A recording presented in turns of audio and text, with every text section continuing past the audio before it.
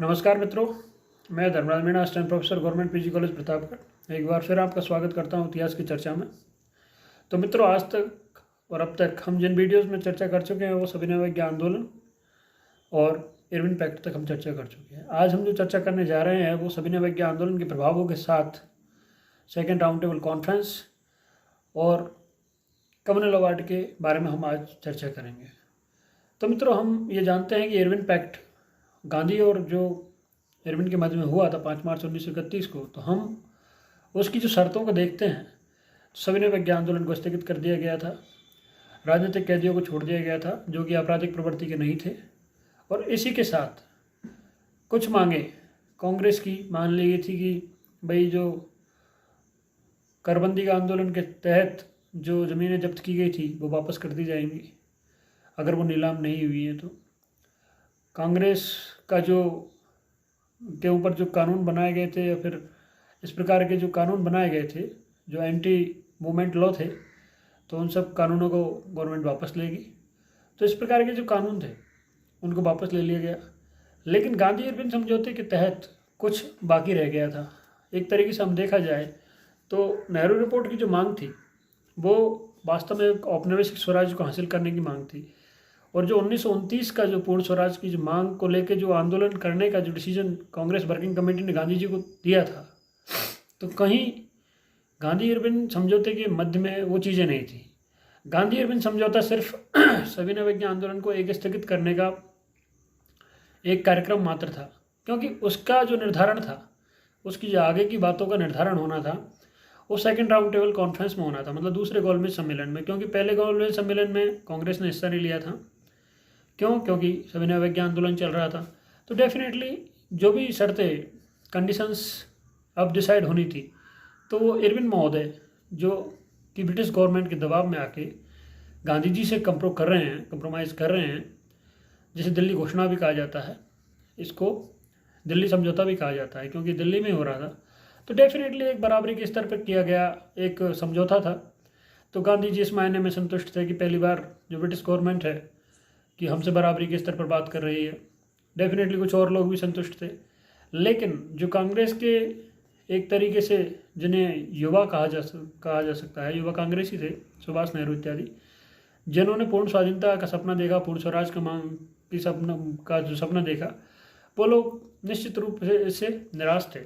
दूसरा जो नवयुवक थे, भारतीय नवयुवक जो क्रांतिकारी राष्ट्रवाद की लहर से ओतप्रोत थे, उनके लिए, क्योंकि 5 मार्च 1931 को इस समझौते का होना और 23 मार्च 1931 को फांसी भगत सिंह सुखदेव राजगुरु को दी गई, तो कहीं ना कहीं से उनकी न तो फांसी टली, न उनकी उम्र को, मतलब उनकी सज़ा को दूसरी सज़ा में तब्दील किया गया।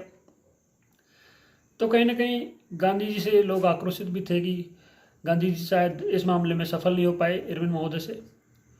तो यहाँ पर नवयुवकों का एक जो आक्रोश है उसका सामना भी, मतलब असंतुष्टता के रूप में गांधी जी को करना पड़ा, जो आगे जाके भी बना रहा। तो निश्चित तौर पर कुछ बातें ऐसी हैं।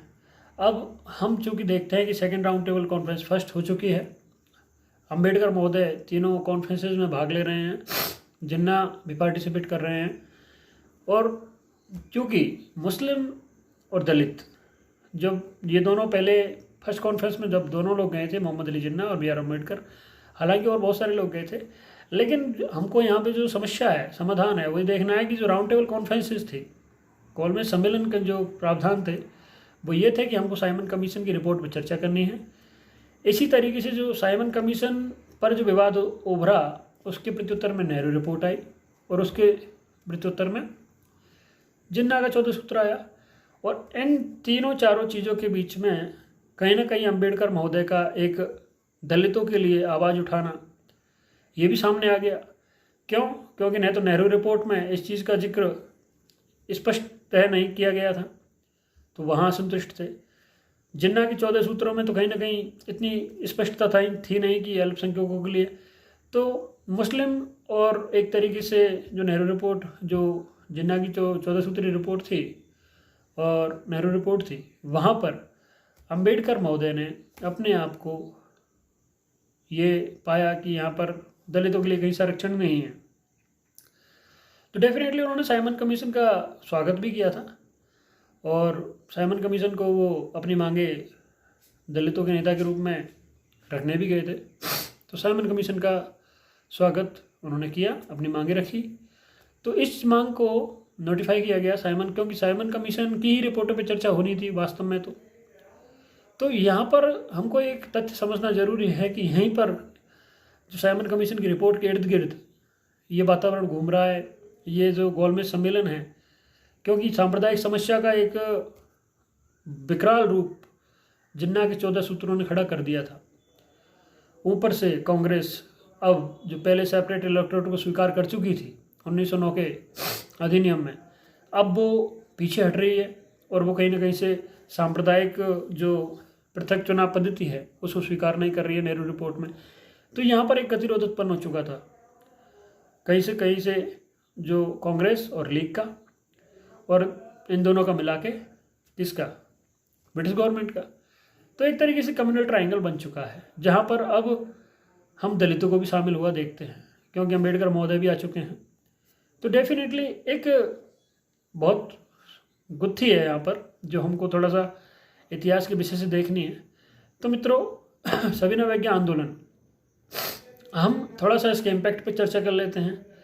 सविनय अवज्ञा आंदोलन वास्तव में एक व्यापक जनाधार वाला आंदोलन था और इसने वास्तव में एक सामाजिक आधार को विस्तृत किया था, क्योंकि इसमें जो स्त्रियों की भूमिका है धरने इत्यादि में, जो अफीम और दारू इत्यादि की दुकानों पर जो धरना दिए गए थे उनमें स्त्रियों की भागीदारी ज़्यादा रही थी, और बहिष्कार मूवमेंट जो काफ़ी सफल रहा था, तो वहाँ भी इनकी भूमिकाएँ काफ़ी रही थी।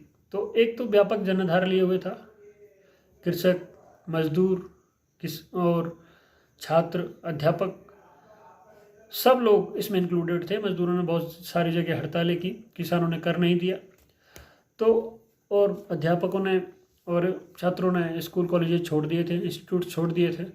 तो डेफिनेटली ये जो स्तर था और ये जो आंदोलन था, इसका एक आधार व्यापक था, कहीं ना कहीं से व्यापक।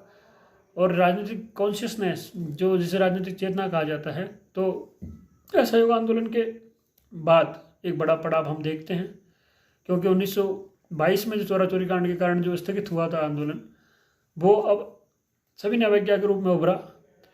और बहुत सारे जो कानून थे गवर्नमेंट के, सिविल डिसोबीडियंस जिसका नाम ही आंदोलन का है, तो ये है कि जितने भी नागरिकों पर जो कानून थे ब्रिटिश हुकूमत के, उन सब की अवज्ञा की गई, चाहे वो नमक कानून हो, साल्ट टैक्सेस हो, और बहुत सारे जो दूसरे लॉज हैं उनके खिलाफ में ब्रिटेन जो भारतीय जनमत है वो खड़ा हुआ। और गांधी जी ने उनको प्रशिक्षित किया। सबसे मेन बात ये रही कि ये आंदोलन अहिंसक बना रहा, इसमें चोरी चोरी कांड जैसी घटना इस आंदोलन में देखने को नहीं मिलती है।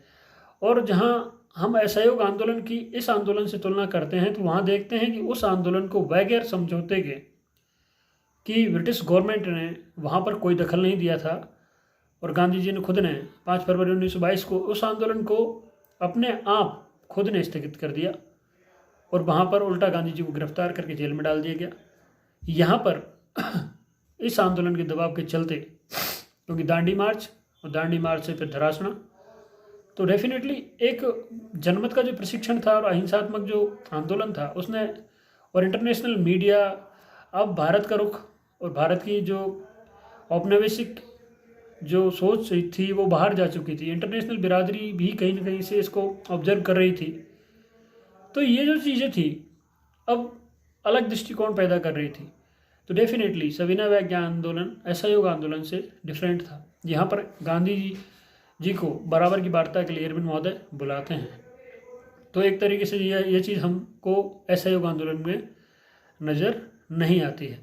तो डेफिनेटली कहीं ना कहीं से जो कांग्रेस का जो धड़ा था, जो उस समय कि कांग्रेस जो गांधी जी को अचानक एक राजनीतिक रूप से निष्क्रिय व्यक्ति मान लिया गया था, तो कहीं ना कहीं से कुछ ब्रिटिश ऐसा भी मान रहे थे। विलिंगडन जैसे महोदय बाद में जाके मानते हैं कि गांधी जी बहुत राजनीतिक व्यक्ति हैं और ये ना होते तो बहुत अच्छा होता, ऐसा कुछ वो कहते हैं अपने स्टेटमेंट में।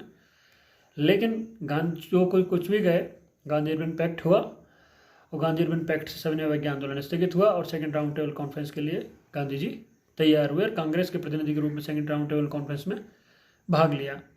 सेकेंड राउंड टेबल कॉन्फ्रेंस का महत्व इतना है कि यह बगैर किसी निर्णय के समाप्त हो गया और इसमें सांप्रदायिक समस्या बनी रही और जो दलितों के लिए जो मांग उठाई गई थी अम्बेडकर के द्वारा, वो भी एक नया प्रश्न खड़ा हो चुका था जो कि साइमन कमीशन से चला आ रहा था। वहीं से ये प्रश्न खड़ा हुआ था और अम्बेडकर जी ने इसको और मजबूत कर दिया। दलितों के लिए जो राजनीतिक अधिकारों की जो मांग थी उनकी, वो बहुत दृढ़ थी और कहीं ना कहीं से हम इस पड़ाव में देखते हैं कि गांधी जी पर अम्बेडकर भारी पड़ते हैं। वास्तव में क्लियर है कि सविनय अवज्ञा आंदोलन को गांधी जी ने लीड किया, लेकिन अम्बेडकर ने अपने आप को और अपना जो दलितों का जो मसीहा बनाया वो इसी पीरियड में बनाया और अपने आप को स्थापित किया, दलितों की मांग को स्थापित किया, दलितों को राजनीतिक अधिकार दिलाने की वो मुहिम जिसे हम आज कहते हैं वो स्थापित की। तो वास्तव में कहीं ना कहीं से एक ऐसा जो डिस्प्यूट था उस टाइम का, वो हमको उसी समय देखने को मिलता है सविनय अवज्ञा आंदोलन के बीच, सविनय अवज्ञा आंदोलन और उसके बाद में कम्युनल अवार्ड और ये राउंड टेबल कॉन्फ्रेंसेस। यहाँ पे थोड़ा सा हमको देखते हैं क्योंकि सेकंड राउंड टेबल कॉन्फ्रेंस जब असफल होती है तभी हमको ये देखने को मिलता है कि रैमजी मैकडोनाल्ड अपनी ड्राफ्टिंग से जो मैकडोनाल्ड अवार्ड निकालते हैं, कम्युनल अवार्ड निकालते हैं और अपने आप को भारतीयों के दोस्त कहते हैं कि भाई आप लोग समस्या का सॉर्ट आउट नहीं कर पाए, तो देखिए मैंने हिंदुओं को, मुसलमानों को, सिखों को, हरिजनों को, भारतीय ईसाइयों को, एंग्लो इंडियनों को, यूरोपियनों को, सबको मतलब एक तरीके से पृथक चुनाव क्षेत्र, लगभग 11 जो संप्रदाय थे उनको पृथक चुनाव क्षेत्र दिया गया। तो डेफिनेटली जो कम्युनल अवार्ड है वो एक भारत को टुकड़ा टुकड़ा करने की एक बहुत बड़ी मतलब बांटो और राज करो की पॉलिसी का हिस्सा था। तो यहाँ कम्युनल अवार्ड को भी बहुत ज़रूरी है समझना। वो 16 अगस्त 1932 को आया था, लेकिन उसका जो मेन थीम है वो ये है कि उसने भारत को एक सांप्रदायिक विभाजन के लिए खड़ा कर दिया था और कहीं ना कहीं से पहले ही खड़ा था, क्योंकि नेहरू रिपोर्ट और जिन्ना के 14 सूत्र ऑलरेडी संप्रदायवाद की जड़ों को गहरा कर चुके थे। यहाँ पर तीसरे स्तंभ के रूप में दलितों का एक नया मुद्दा उठ चुका था जिसका नेतृत्व BR अम्बेडकर कर रहे थे। तो डेफिनेटली कहीं ना कहीं ठोस और मजबूत जो राजनीतिक स्तंभ थे इस युग में हमको देखने को मिलते हैं। जो कम्युनल अवार्ड है, उस कम्युनल अवार्ड के विपक्ष में 16 अगस्त को आता है, तो 18 अगस्त को गांधी जी मैकडोनाल्ड साहब को पत्र लिखते हैं कि नहीं, ये मान्य नहीं होगा, लेकिन आपने मतलब एक तरीके से भारत के विभाजन के लिए और हिंदुओं को अलग करने की जो साजिश रची है, मतलब इस तरीके का हिंदू अविभाजित रहेंगे कि Dalit are the parts of Hindus, Harijan जो भी हैं, depressed classes are the part of Hindus, they are not different, मतलब वो अलग नहीं है, तो आप ऐसे कैसे अलग कर सकते हैं उनको। तो हिंदुओं से दलितों को अलग करने का जो एक प्रयास था, तो उसका गांधी जी विरोध कर रहे थे।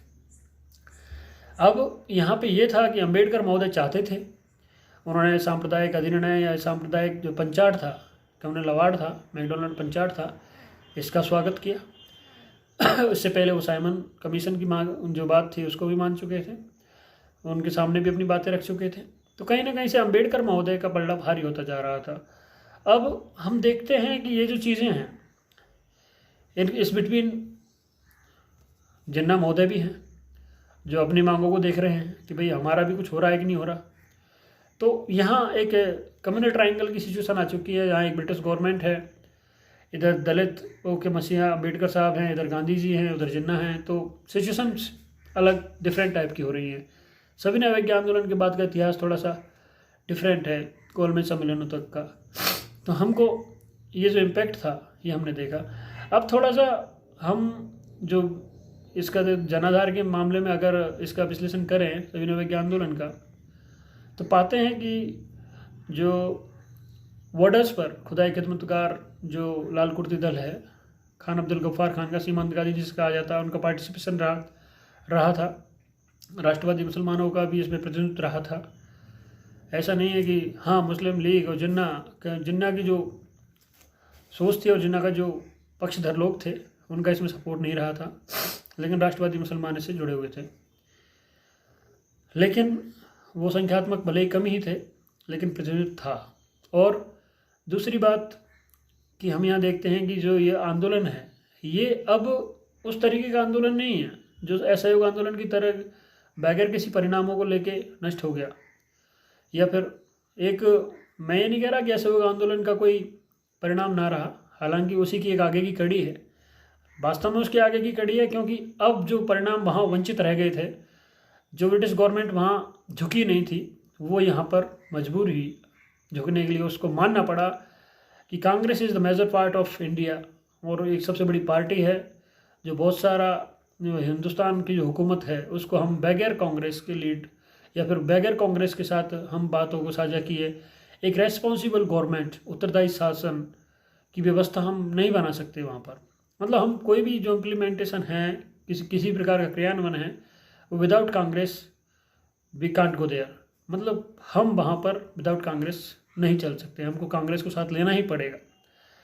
अब यहाँ पर बात ये थी कि कांग्रेस को तो साथ लिया ही लिया, लेकिन यहाँ पे और भी लोग हैं जिनको साथ लेके चलना था। यहाँ पर बहुत सारी जो चीज़ें हैं, डायमेंशंस हैं, फूट डालो राज करो या बांटो राज करो, बहुत सारी चीज़ें हमको नज़र आती हैं। तो सविनय वैज्ञानिक आंदोलन के इम्पैक्ट्स के बारे में हम ये चर्चा कर रहे थे। गोलमेज सम्मेलन, इन पर चर्चा साइमन कमीशन की रिपोर्ट के आधार पर हो रही थी और 3 गोलमेज सम्मेलन बुलाए गए। सबसे ज़्यादा इम्पोर्टेंट सेकंड वाला ही है, थर्ड में भी किसी का पार्टिसिपेंट नहीं रहा, लेकिन वहाँ पर एक चौधरी रहमत अली आते हैं जो पाकिस्तान शब्द जैसी चीज़ों का थोड़ा सा वो हमारा बात का कंसेप्ट है, हम उसको बाद में पढ़ेंगे। अब कम्युनल अवार्ड आया, गांधी जी का ये इरविन समझौता हो गया और सविनय वैज्ञानिक आंदोलन के इम्पैक्ट हो गए। तो ये एक थोड़ा सा एनालिटिकल अप्रोच का मेरा वो था, थोड़ा सा आपको एक अप्रोच देना। एक तो क्या है कि अब हम आगे की चर्चा में आप लोगों से कम्युनल अवार्ड के बारे में, कम्युनल अवार्ड में देखो स्त्रियों को भी स्पेशली प्रोविजंस दिए गए थे, दलितों को एक्स्ट्रा वोट दिया गया था कि वो सेपरेट इलेक्टोरेट की मांग उनकी स्वीकार कर ली गई थी। सेपरेट इलेक्टोरेट का मतलब ये है कि दलित को तो चुनेंगे ही, लेकिन वो सब जो सामान्य प्रतिनिधि है तो उसको भी चुनने में उनकी भागीदारी रहेगी। तो दलित को वोट दलित ही देगा, सामान्य प्रतिनिधि जो सामान्य जनता है दूसरी वाली, वो उसके अधिकार क्षेत्र में से बाहर थी, दलित को चुनने में उनका कोई रोल नहीं था। लेकिन दलित वोटर को एक वोट एक्स्ट्रा दिया गया ताकि वो सामान्य प्रतिनिधि को भी चुन सके। तो इस तरीके से उनकी महत्ता, मतलब एक तरीके से विशेष अधिकार उनको मिला। तो इस यहीं से हम आगे बढ़ते हैं। मेन समस्या तो यही थी। तो इसी की वजह से पूना पैक्ट, क्योंकि इस टाइम यरवदा जेल में थे गांधी जी, यरवदा जेल में। अब यरवदा जेल के अंदर उन्होंने 20 सितंबर 1932 को अपने आप को आमरण अनशन के लिए तैयार कर दिया कि मैं आमरण अनशन करूँगा, या तो इस सांप्रदायिक पंचायत को मतलब वापस लिया जाए, क्योंकि उन्होंने मैकडोनाल्ड को जो उन्होंने बातें लिखी थी 18 अगस्त को वो मानी नहीं। तो उन्होंने कहा था कि आप तो दलितों को उत्थान चाहते ही नहीं थे, मैकडोनाल्ड ने कहा। तो इस बात से वो आहत हुए और उनको ऐसा लगा कि ये तो बहुत ज़्यादा घातक है। तो उन्होंने आमरण अनशन करने का अपना व्रत लिया और 20 सितंबर 1932 से आमरण अनशन चालू किया। तो इसी बिटवीन उनकी हालत ख़राब होने लगी। तो कस्तूरबा जी, देवदास जी जो पुत्र थे इनके, ये अम्बेडकर महोदय से मिलते हैं, लेकिन बात नहीं बनती है। इसी बिटवीन राजेंद्र प्रसाद, मदन मोहन मालवीय, सारे लोग प्रयास करते हैं और कहीं ना कहीं से अम्बेडकर को मनाते हैं। और एट लास्ट भारत का जो बहुत बड़ा हिस्सा है जो गांधी जी का समर्थक था, तो उसका प्रेशर अम्बेडकर बर्दाश्त नहीं कर पाए और उनको समझौते पर आना पड़ा। सांप्रदायिक जो निर्णय है इसमें समझौता हुआ, क्योंकि समझौते की शर्तें खुली छोड़ दी गई थी अंग्रेजों के द्वारा। उन्होंने ये बात स्वीकारी थी कि अगर आप कोई समझौता कर लेते तो वो हमें मान्य होगा, लेकिन इसके लिए अम्बेडकर को राजी करना जरूरी है। तो अम्बेडकर और गांधी जी के बीच में यरवदा जेल में 24 सितंबर 1932 को जो एग्रीमेंट साइन होता है वो पूना पैक्ट है, क्योंकि पूना यरवदा जेल है। तो डेफिनेटली जो पूना पैक्ट के प्रावधान हैं, जहाँ पर दलितों को 2 वोट के जो पावर्स थे वो हटा दिए गए और उनके लिए एक जॉइंट इलेक्टोरेट जो आज की व्यवस्था है वही लागू की गई। उनके लिए सेपरेट सीटेज जो आरक्षण की व्यवस्था है तो वो बनाई गई, और उनके लिए जो सेंट्रल लेजिस्लेटिव असेंबली है, केंद्रीय विधानसभा है, वहाँ पर भी स्थानों का आरक्षण सुरक्षित किया गया। प्रोविंसेस में भी उनके लिए रिजर्वेशन प्रोवाइड किया गया। जो आज की स्थिति है वो एक तरीके से बहाल की गई। उसमें 25 साल के लिए प्रावधान था मैकडॉनल्ड अवार्ड में, और इसमें जो प्रावधान थे वो 10 साल के लिए थे। तो कहीं ना कहीं से ये चीज़ें अम्बेडकर महोदय के बीच में और गांधी जी के बीच में तैयार हुई। तो जब 1942 आता है, भारत छोड़ो आंदोलन का समय आता है, तो उससे 40 के दशक में ही जो स्टेट माइनॉरिटी बुक है उनकी, अम्बेडकर महोदय की, तो वो डिसएग्री करते हैं इस फैक्ट से कि वो गलत था, मतलब एक तरीके से मैंने दलितों के साथ अच्छा नहीं किया, ऐसा मानते हैं। मुझे वो एग्रीमेंट नहीं करना था, गांधी जी ने इस तरीके से जो किया वो गलत था, मतलब एक तरीके से वो उस एग्रीमेंट को डिसएग्री करते हैं आगे जाके। लेकिन वो सारी चीज़ें अलग हैं, और आज व्यवस्थाएं, फिर बाद में संविधान निर्माण होता है तो हम एक अलग चीज़ देखते हैं। तो मित्रों, आज का जो वीडियो है हालांकि कुछ लंबा हो गया है, लेकिन मेरा कहने का मतलब यह है कि सांप्रदायिक जो निर्णय है, मैकडॉनल्ड पंचायत है, पूना पैक्ट है, गोलमेज सम्मेलन है और सविनय अवज्ञा आंदोलन है, ये सब एक इंटरलिंकिंग प्रोग्राम था, मतलब एक तरीके से जुड़े हुए थे। तो हमको थोड़ा सा एक अंडरस्टैंडिंग मेथड से इन चीज़ों को समझने की कोशिश करनी चाहिए। तो मित्रों, मैं आपसे ये कहना चाहूँगा कि आप, हो सकता है कि मेरे से संतुष्ट हुए होंगे, जहाँ तक है मेरा जो अप्रोच है उससे संतुष्ट हुए होंगे। तो thanks for watching and like the videos and subscribe the channel if you are like my videos. मैं कोशिश करूँगा कि आप लोगों को एनालिटिकल अप्रोच के लिए और वीडियोस बनाऊं, और ज़्यादा से ज़्यादा वीडियोस आपको प्रोवाइड किए जाएं हिस्ट्री के। मेरी कोशिश रहेगी कि मैं लगभग ज़्यादा से ज़्यादा पार्ट हिस्ट्री का आपको कवर करवा पाऊँ। तो थैंक्स फॉर वॉचिंग दोस्तों, फिर मिलते हैं अगले वीडियो में। थैंक्स।